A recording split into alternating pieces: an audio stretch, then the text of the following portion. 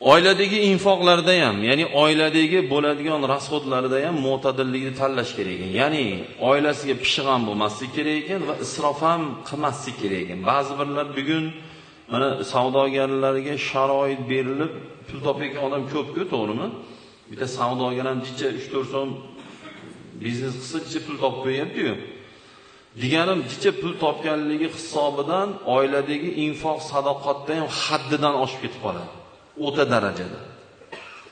Unutmaylik, hayotda 15 yil qorong'i, 15 yil yorug'da bobolarimiz bekorga aytmagan. Doim shunday ketolmay qolishimiz mumkin va bolalarimizning tarbiyasiga juda salbiy ta'sir ko'rsatishi mumkin. Chunki qanchalar insonni qorni to'q yurgan sari shunchalar g'aflati, shahvati kuchayib boraveradi. Insonni qorni doim to'q yurgan sari shahvati kuchayib boraveradi. Shuning uchun uylanishga qodir bo'lmaganlarga Rasululloh sollallohu alayhi vasallam roza tut deganlar. Chunki insonni och qolishligi shahvatini sindiradi.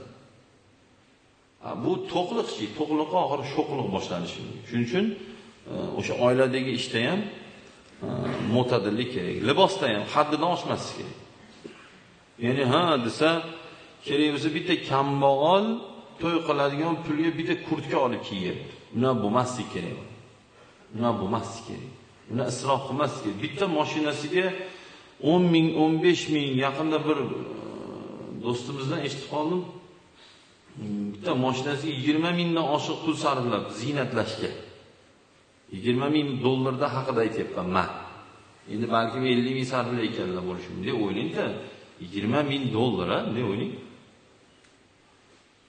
U ancha buncha, masalan 20 ta kambag'alga 1000 dollardan bersa, bilasizmi, 2 donadan mol olib, xursand bo'lib tirikchiligini o'tkazadigan pulda bu.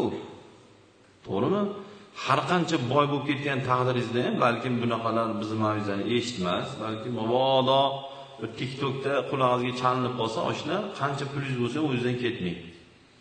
O'sha me'yorida haddingizdan oshmasdan sarf qilsangiz, inshaalloh maqsadga muvofiq bo'ladi. Diniy amallarda ham shu, ya'ni susaytirib dangasa bo'lgan ibodatlarni ham chekkaga surib qo'ymagin, qattiq mahkam ushlayman deb turib o'zingni bezilatib ham qo'ymagin. O'rta me'yorda.